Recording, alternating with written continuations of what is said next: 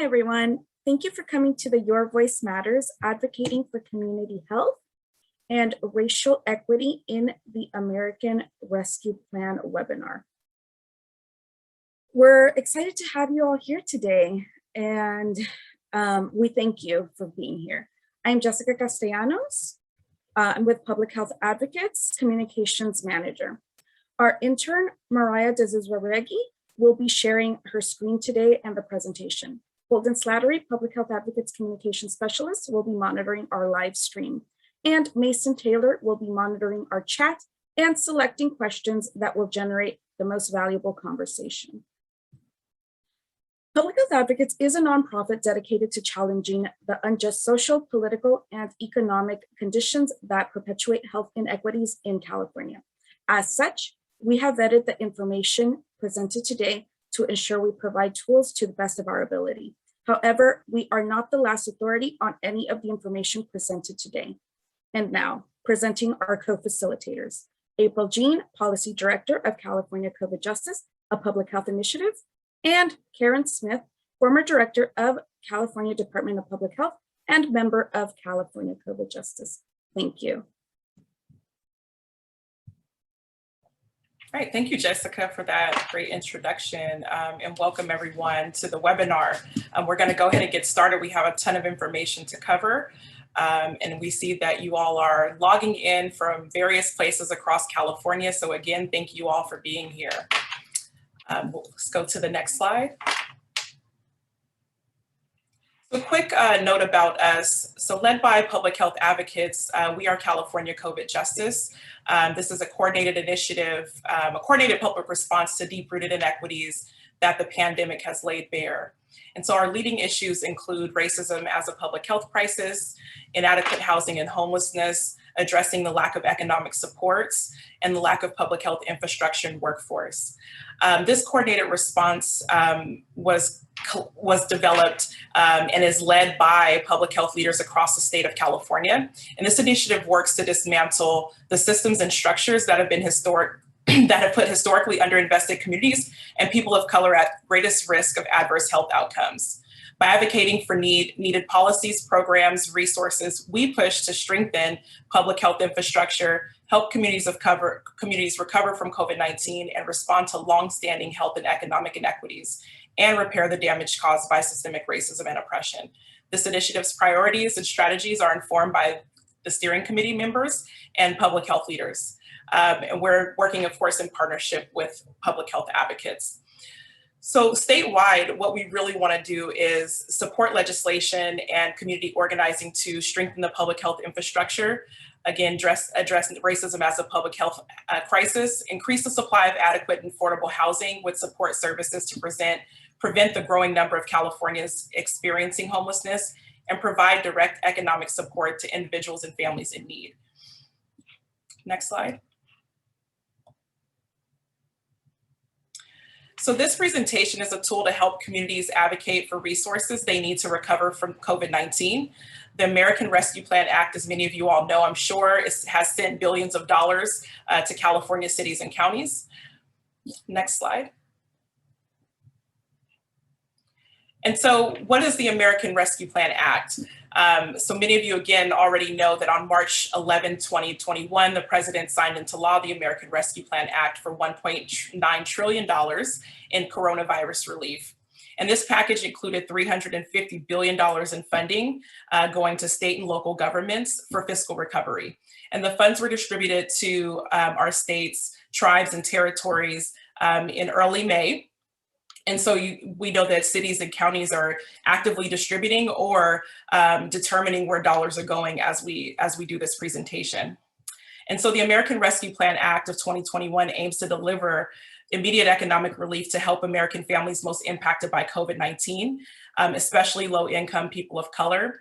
And through the ARPA, the state of California received $26 billion, and California cities and counties received $16 billion. And so we put this presentation together because we know that we need grassroots level and systemic level advocacy to ensure that these dollars go where they're needed most. And currently, community members and CBOs can influence how those dollars are spent. We're also looking at, making sure that these dollars are spent to address the public health infrastructure, to ensure that we're providing our communities with the capacity to prevent future disease, promote health, and prepare to respond both to the short-term and long-term emergency threats and challenges, ongoing challenges that we haven't even tackled yet in regards to COVID-19. Next slide. So how can local dollars be spent? $16 billion in the federal aid to California's local government can be spent on the following. So responding to public health emergencies that of COVID-19 and its economic impacts, providing government services where there has been loss in funding, investing in water, sewer, and broadband infrastructure, and assisting essential workers by providing them premium pay above their base wages, just to name a few. Next slide. So how the funding works. So a local government can spend the funds on its own programs, or it can transfer funds to a nonprofit or other local community organizations for approved projects. And we'll get into a little bit of what that can look like on the next few slides. So with knowing that dollars can go directly to community organizations, it's important, again, for us to be knowledgeable and begin to advocate at our city councils, at our board of supervisors, and making sure that we talk more concretely and specifically about how these dollars can be spent. Next slide. So just a quick fact that we want to make sure that we drill home in this presentation is that job loss has disproportionately affected people of color throughout this pandemic, which is no surprise, specifically those who identify as Black and Hispanic. And of the estimated 161,000 people who are unhoused in California, 40% of them are Black Americans.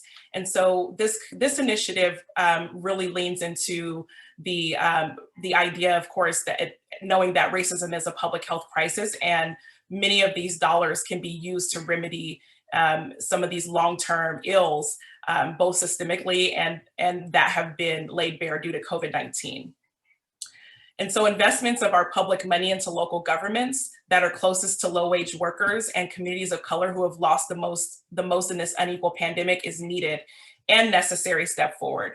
And so we know that equity has never been achieved without a fight, a strategic plan, intentionality, and lessons learned from the past.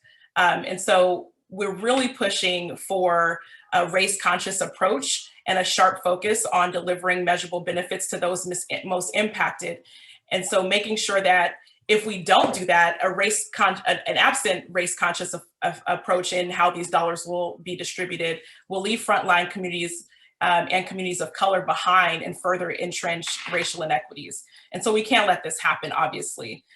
So the initial and future allocations of ARPA funds should be used to make a down payment on equitable recovery and redesigning our communities to work effectively for all. And so to repair the significant impact of COVID-19 that it's had on our people and communities of color, we have to acknowledge collectively and name racism as a public health crisis. And racial equity must be a moral and strategic imperative, and also an economic one, as many have indicated that have been really active in lifting up the issues of COVID-19.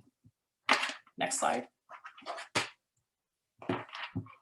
So the California COVID Justice Coalition recommends using the $16 billion of local funding towards critical supports such as economic supports, housing, racial equity, and public health infrastructure.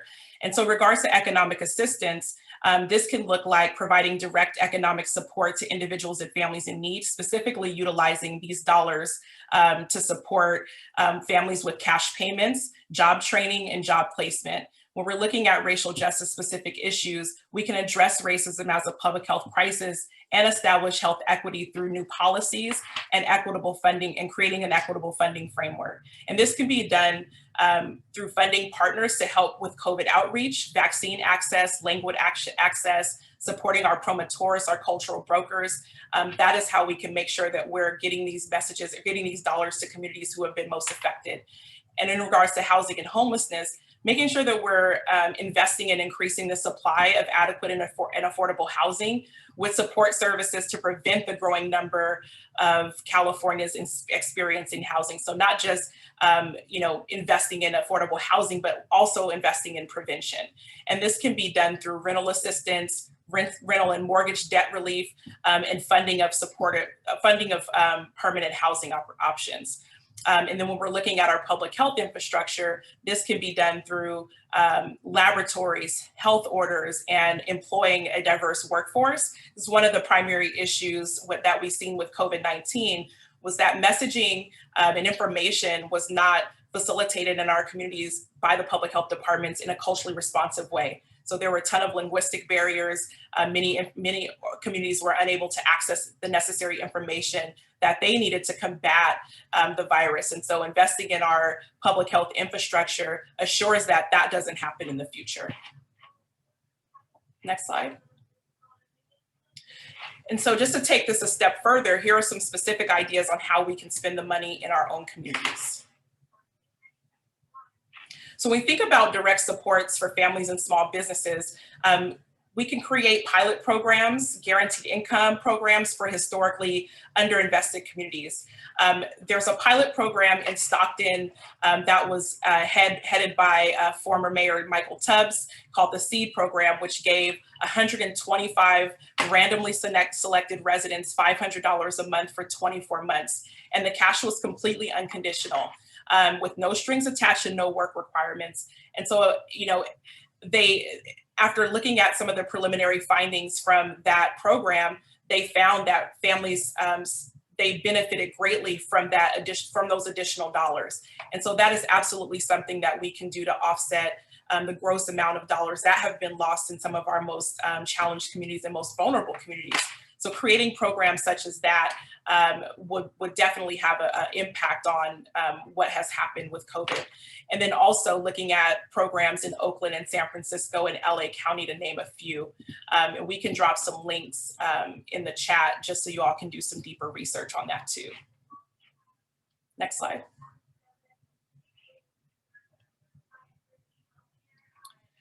Also, grant reparations programs. So reparation programs are a small way to recognize the historic inequities Black Americans have internalized. And reparations should be direct forms that underscore racial disparities in health, housing, and entrepreneurship. And so there is a program in Evanston, Illinois, implemented a housing reparations program. And this was the first reparations initiative led by the city of Evanston and their restorative housing program. And so this program aimed to revitalize and preserve and stabilize Black American homeowners, increase home ownership, build intergenerational wealth, and improve the retention rate of African American homeowners in the city of Evanston. And so initial preliminary data coming out of that program is that it somewhat flawed in the beginning, but they are trying to make sure that they reconcile those issues, those access issues that some of the community members have brought up.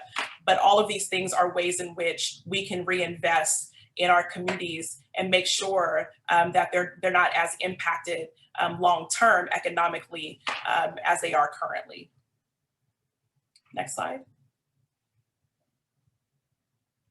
So questions to consider when we're thinking about economic supports are what programs can be put in place or expanded to support immigrant and small business owned and operated people of color, or businesses owned by people of color in your community? And how can guaranteed income programs help to support families in your community? These are important questions to ask, because as you're gathering information in your community and advocating at the city council or board of supervisors level, we want to make sure that our advocacy efforts are informed and driven by community members and not driven by our government.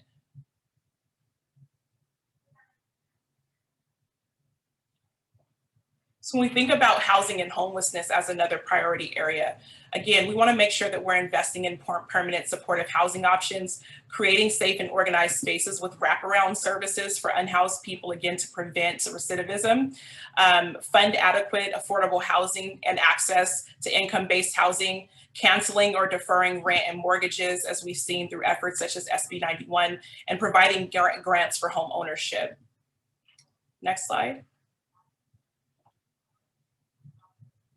And so questions to ask when we're thinking about addressing housing and homelessness issues are: who doesn't have housing and who is at risk of becoming homeless? Is there a housing shortage in your community?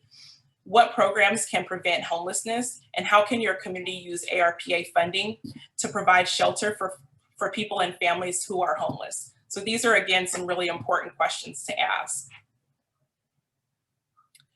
All right, and now I will toss it over to Karen Smith, who's going to lead us through another conversation around racism as a public health crisis.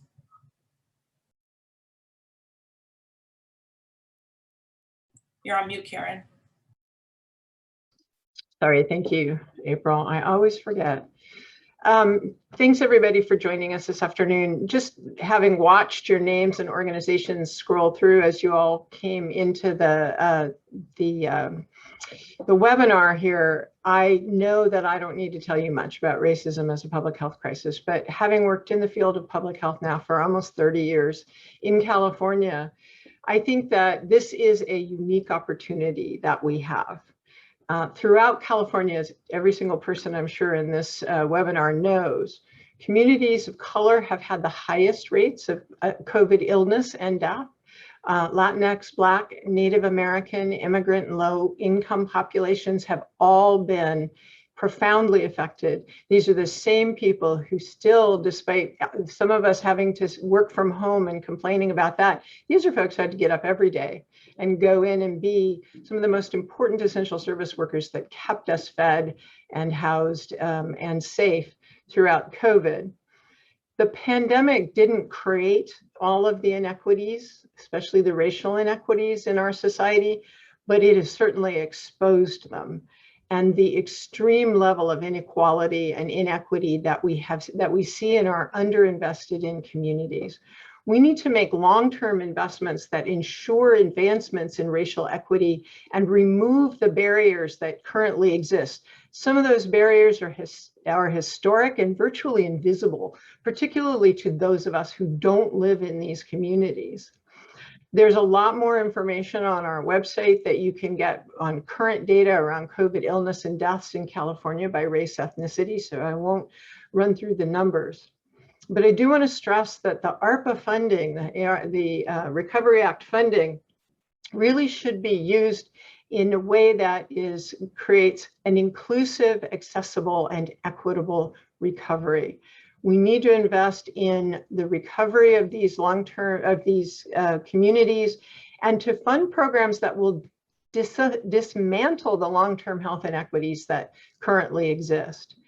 By declaring racism as a public health crisis and addressing the root causes that we are acknowledging that the system is broken and that the system was not designed for people of color. In fact, in many ways, the system was explicitly designed to disadvantage people of color. It's time for us to fix that. Next slide, please. We can invest in racial equity. There are many cities and counties who are already looking at using ARPA funds to reach out to low-income communities of color that were hit the hardest during the pandemic, particularly with respect to economic impacts. For someone like me who's had a long career in a well-paid position, I have a pension, even if I had been still working and not retired, I would have been fine for quite a long time if I had lost my job during COVID, because I've had enough cushion to save money for my future. So many people who lost their jobs do not have that advantage. And we need to figure out how we're going to help these communities and these individuals to recover. In California, Prop 209, which is a proposition that was put in place to prohibit the state and state institutions from considering race, ethnicity, or sex in public employment, in contracting, or in education. This is often used incorrectly as a barrier to funding programs that specifically help communities of color. People like to interpret this to say, oh no, we all have to get an equal amount. That is not what Prop 209 is saying. Prop 209 is saying you cannot unfairly hire particular people. The Black Infant Health Program, for example, and Oakland's Black Business Funds are excellent examples of programs that explicitly serve Black Californians. And California is currently taking applications for a new $125 million public-private disaster relief fund for California workers without permanent legal status. This is an extremely vulnerable group of people who desperately need this kind of protection. And these are examples of programs that serve Latinx and other immigrant populations as well. And let's go to the next slide. Economic solutions are often one of the best ways that we have to address racial disparities.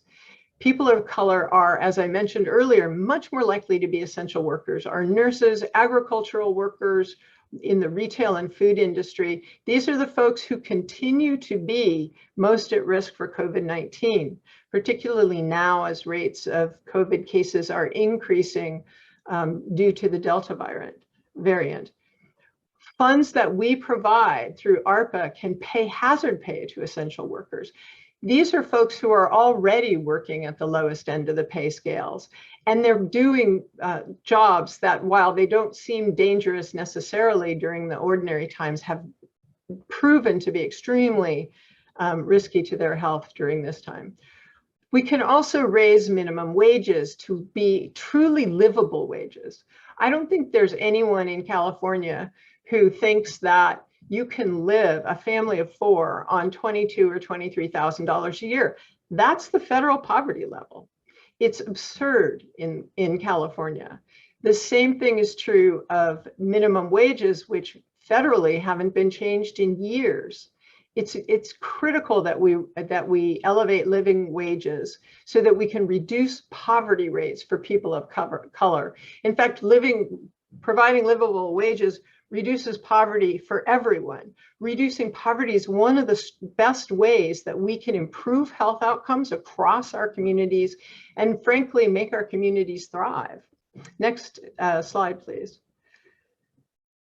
Now, strengthening the public health infrastructure doesn't sound like this is something that has to do with addressing racial inequities.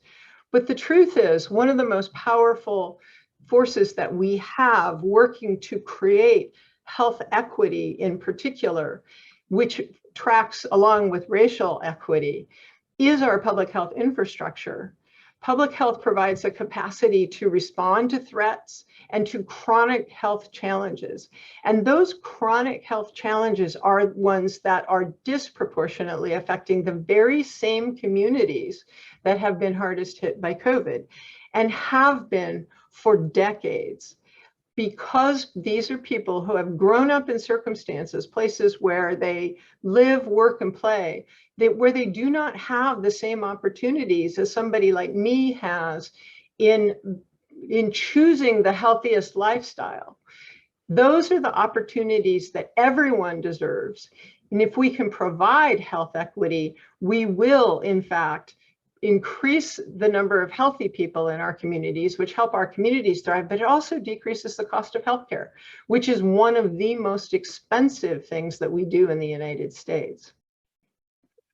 Local public health jobs have been decreasing ever since the 2008 recession, and this has led our health departments to be massively under-resourced. That not only left us unprepared to respond to COVID-19, but it also meant that what little infrastructure public health has to be directed at this point at COVID-19. And it means that the many other things that public health does at the local level, the coalitions that we build with other community-based organizations, with healthcare, with the business community, coalitions that have been working toward health equity in many communities across California for many years, they have lost the ability, public health has lost the ability to continue to do some of those activities while we've been trying to respond to COVID. And so not only were we underprepared for COVID, But there's an excellent quote from the California Pan-Ethnic Health Network on the slide.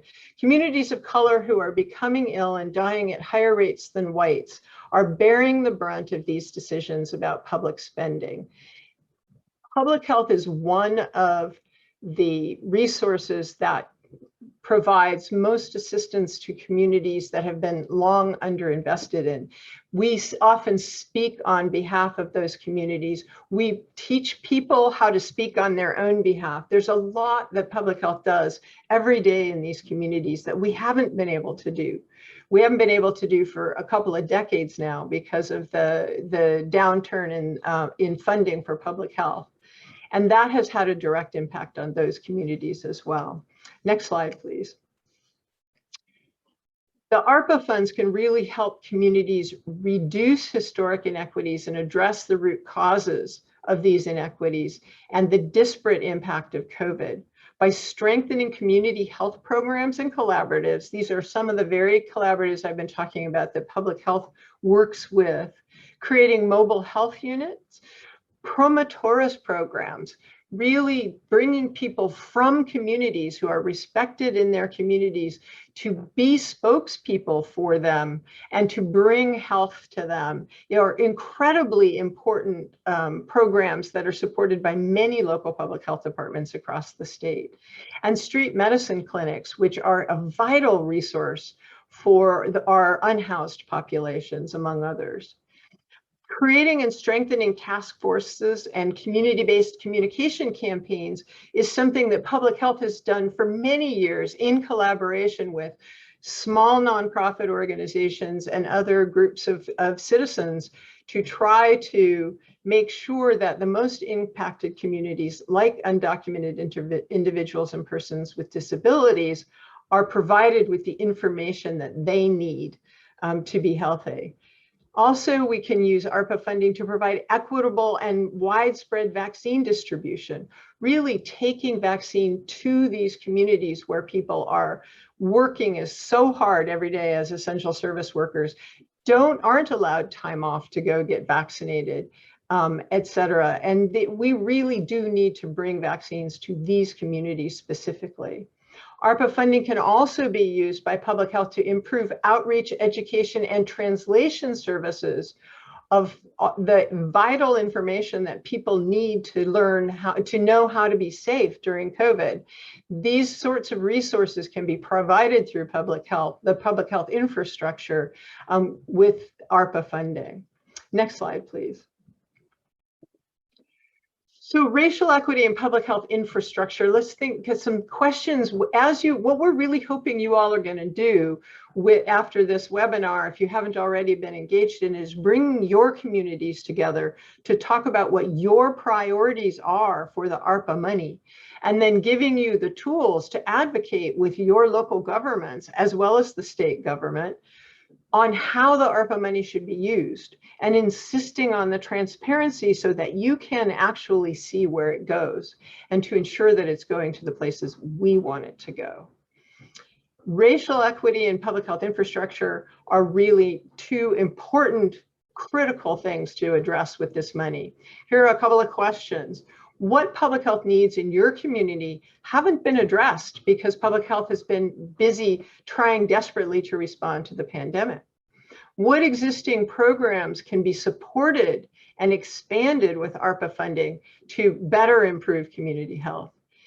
And most where we need your creativity and your knowledge of your specific communities and the people that you serve, what are some other ways that your community and other communities can address racial equity? Next slide. Now I'm going to transition this back to April, who's going to talk a little bit about what, from the perspective of the California COVIDJustice Steering Committee, is not where the ARPA money should go. So April, back to you. Thank you, Karen. So we've talked so much about various things, but I think one important thing to really lift up is what these dollars should not be spent on. And we use examples from the CARE Act dollars just last year to really prove the point of what happens when we're not investing specifically in our communities. So we believe that the dollars should be used to support communities and individuals who have been devastated by the pandemic. And we can't lift that up enough in this presentation. The data is there, the information is clear that we need to be investing in our most vulnerable populations who have been hit by the pandemic. And most of each city budget already goes to law enforcement, right? So we're saying invest in people and not in law enforcement. There have been several cities and county who 70, 80% of their budget goes to law enforcement. And many of our public health departments and our health and human services departments are working on small percentages of the city and county's budgets or to run their departments or their programs effectively. And we need to shift that. And so local ARPA dollars are intended to address the basic needs of individuals and families, and we need to make sure those dollars go there. And so we recommend spending these dollars to strengthen our public health infrastructure, as Karen so wonderfully went through all of that information in her presentation, and then support families economically to address our housing crisis. So if we look at redistributing the immense amount of dollars that are going to our law enforcement departments, we can really do some incredible things, we believe, in our neighborhoods and our communities that have been most devastated by the pandemic. Next slide. So just a quick visual that we want to share. This is where we currently are in the process. So cities and counties, as we know, began receiving dollars the first half of their funding in May of 2021. And so we're, of course, in August. And so many counties and cities in California have already begun distributing their dollars and have made decisions about where those dollars are going. Some have been missing the mark, but others have been really trying to investigate the needs of their communities and making sure that the dollars go to their most impacted neighborhoods and constituents. And so what we want to make sure that we do lift up in this presentation is, while the dollars have gone out to our communities or to our governments in May of this year, that's only the first half of the distribution. There will be another distribution in May of 2022. And then in May of 2024, all funds must be spent. So we know that there's a rush to get these dollars out, but we also talk a lot about how a rush to spend these dollars is in a complete opposition to making sure that we're centering equity and race consciousness. And so a lot of these programs that we're recommending have not been done before. They haven't been created. They're going to be new and they're going to be innovative. So it's going to take us some time to put these things into place. So we really are recommending that cities and counties take the time that's needed to engage their constituents, really have those conversations that they need to have with the CBOs, those who are closest to our community members and our trusted messengers, to understand where the needs are so they can distribute these dollars in a way that's going to be most effective to remedy the ills of COVID-19 and longstanding racial inequities. Next slide. So this is your call to action, right? So you came to this webinar to gather some information, and we really want to employ you all to make sure that you're speaking with the decision makers in your community. So contacting your board of supervisors, even if they've started to make decisions on the dollars, it's not too late to stay engaged in those conversations. Make sure you're talking to city council and the mayor of your city. Speak during public comment periods. Identify the programs in your community that should be expanded using these funds. Organize community groups. Here in Sacramento, we have the CARES Coalition, which was formed around the CARES Act, but this coalition is also advocating around ARPA. And this is a group of nonprofit leaders across Sacramento County. So you can also form these same sorts of coalitions in your county, in your city, to make sure that we have some, strong advocacy in regards to ARPA. And then, of course, demand a community-centered and driven process. So hold public discussions and conduct surveys, polls, ensure that priorities reflect community needs, and ask for reports on where money is going. Transparency is important. And again, we've seen a lot of fumbles with the CARES Act, and that had gross consequences that we're still seeing today. And so we want to make sure that our government officials are being transparent in regards to their budgets and where they're spending ARPA dollars. and then ensuring that documents are accessible. We've had some challenges, unique challenges in regards to accessibility, in regards to language barriers, not having things in large print for our elders, and then also making sure that we have things in print form and online for those who may not have access to the internet. And so just thinking about those things through the lens of cultural responsiveness, we have to ensure that things are accessible to make sure that we're getting information from all of the community members who have been impacted by the pandemic. Next slide. So this is my favorite piece here. The COVIDJustice team has been working in partnership with the steering committee to develop and design a few tools to share with you all to support your advocacy effort. So if we can drop the link to our ARPA landing page, you'll be able to find some materials on that page. One being the recordings of our ARPA presentation. So this is our third webinar that we've done in the last few months, and our goal is to do quite a few more webinars and provide updates as we're tracking this process across California. You'll also have a slide deck that you can download, and you can take this information and present it to your groups and in your region to continue to spread this information out far and wide. And then also, we have a one-pager that articulates, it's a fact sheet, and that's also in English and Spanish. And then we have our COVIDJustice ARPA talking points that you can use to have a conversation about the presentation, and it digs a little deeper into the content.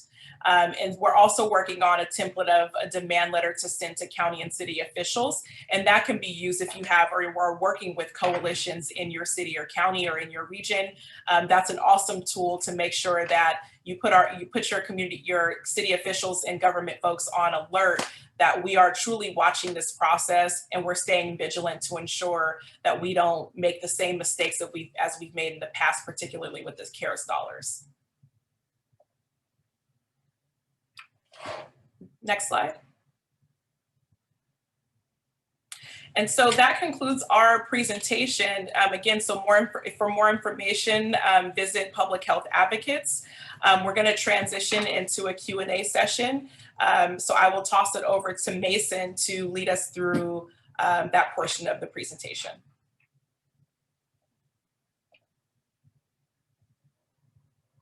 Sure. Thank you, April. We have at least 2 questions at this point that I think would generate some good discussion. I've put some answers in the chat, but I think that we could have some really good discussion around a couple of these questions between April and Karen. So we have one question from an anonymous attendee asking if we are looking at existing local health jurisdiction funding to see how the ARPA funds can align with existing capacity and fill any gaps. And there's another question in the chat that kind of aligns with that as well. So I think it's kind of this combined question about, how are we also looking at public health dollars to leverage those in combination with the local aid? So it's a really good point. A lot of the work that public health does at the local level are the sorts of things that we're hoping are going to come out of ARPA. The challenge for doing it to looking at the local health department funding is that each and every local health department is very different and it's funded very differently. The majority of funds that go directly to programs like the Black Infant Health Program, like the Women, Infants, Children's programs, those kinds of programs actually comes through the state California Department of Public Health and mostly from various federal agencies. So that information, how much each county gets from that, is readily available through the state. What's not easy to gather is what your local public health department, if there's a local public health department in every county in the state of California, and 3 cities also have their own health departments, Berkeley, Pasadena, and Long Beach. Each of them, their funding is going to vary from place to place because it depends on how much money the county itself puts into public health.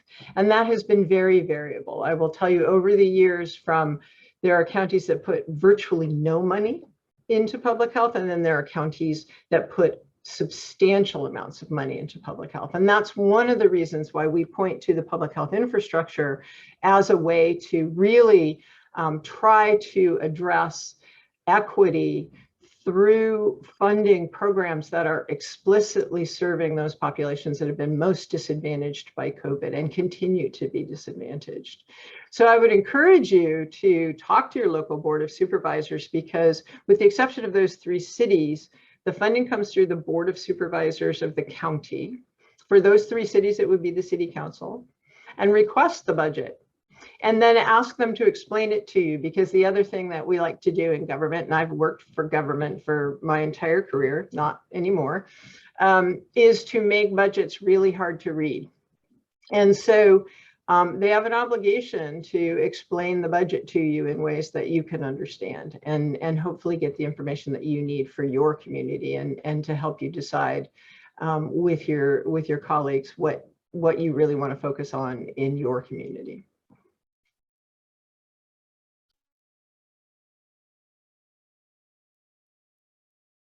Great, thank you, Karen. Another good question is, we've heard some talk about the period of performance for the ARPA dollars going all the way until December 31st of 2026, though we know that the money has to be spent by 2024. Can we speak a little bit about the difference between the funding being incurred versus spent, and what that 2026 date looks like for us? I will give it a shot, although I have to tell you, I'm not really well versed with that particular aspect of the ARPA money.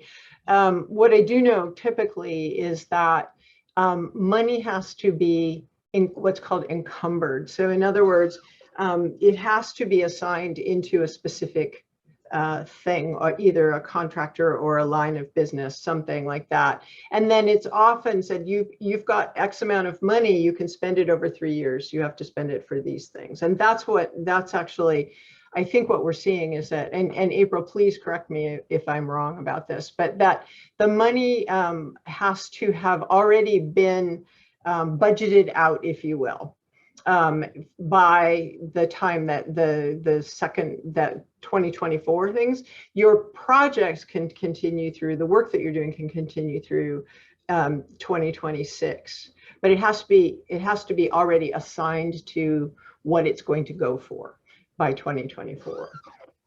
That's spot on, Karen. Yeah.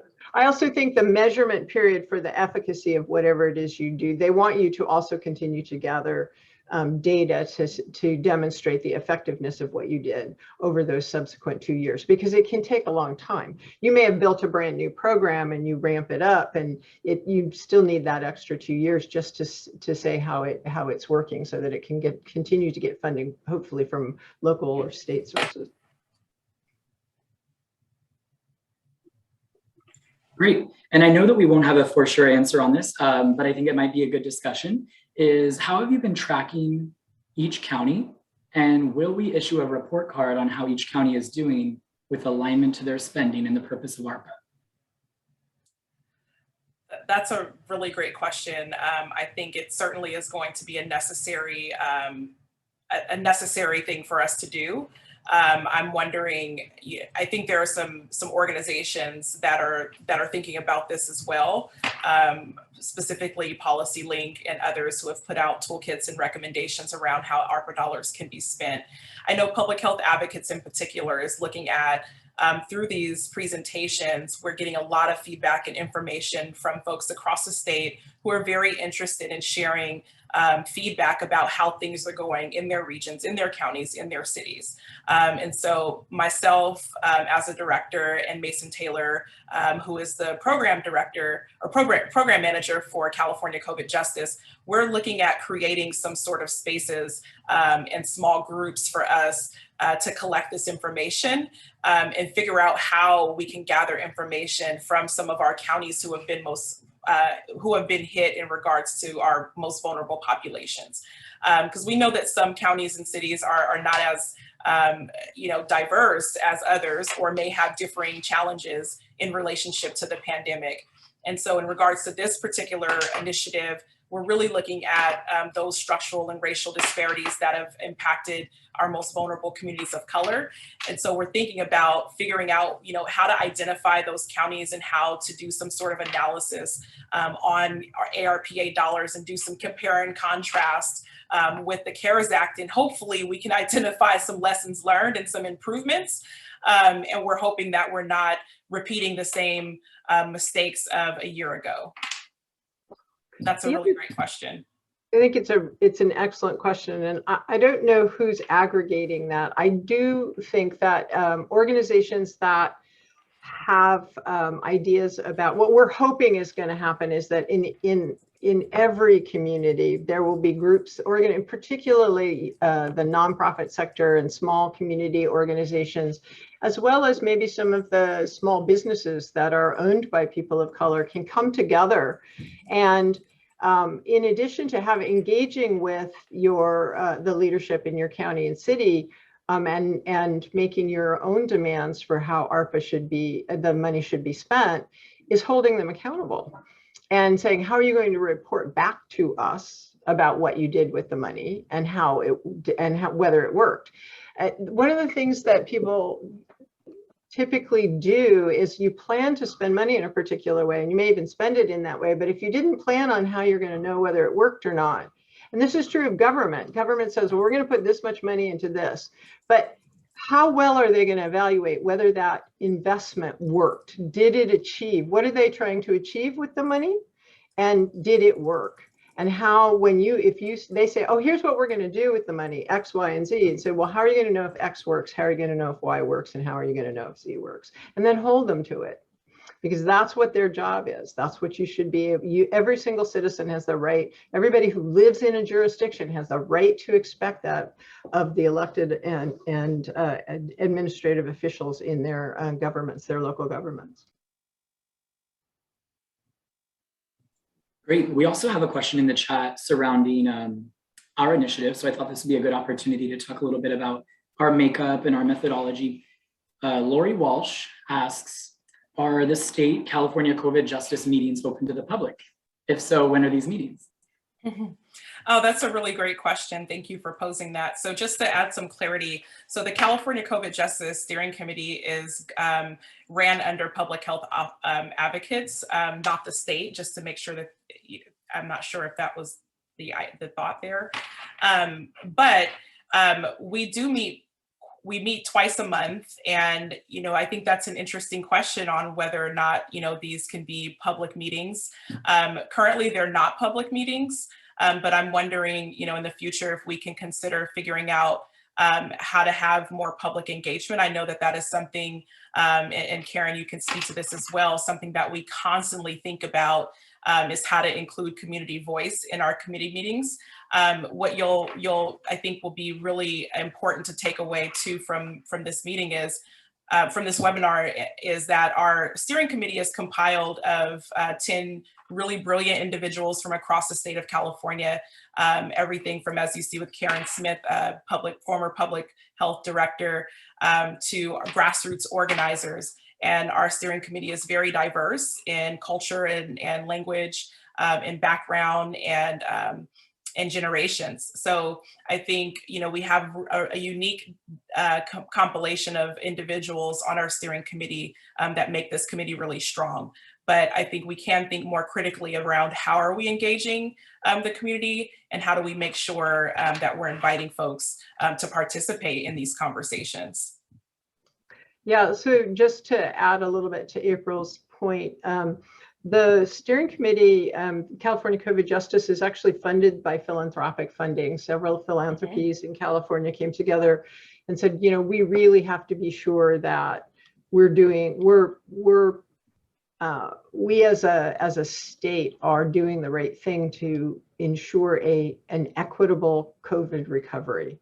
It's really important to all of us that there be a racial justice and building health equity lens on recovery. And so that each of those foundations got together and put money behind and chose Public Health Advocates, because Public Health Advocates as an organization has spent many years now, decades actually, advocating for interventions that improve the public's health. And so that's how the COVIDJustice came together. And that's the work that we're endeavoring to do. But we're hoping that actually it's work that we're all going to be doing in our own communities. And I agree with April, we can certainly look at ways to I think we could conceivably have a few public meetings where we can actually invite the public in.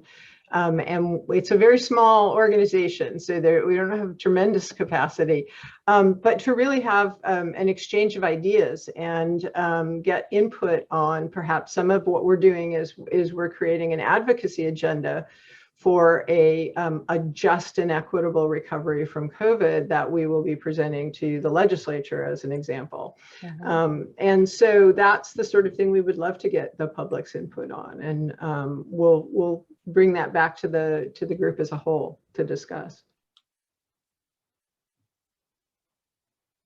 Great. That concludes all the questions that are in the chat or in the Q&A. And so I'll hand it off to Jessica, who will close us out and also talk about how you can stay connected.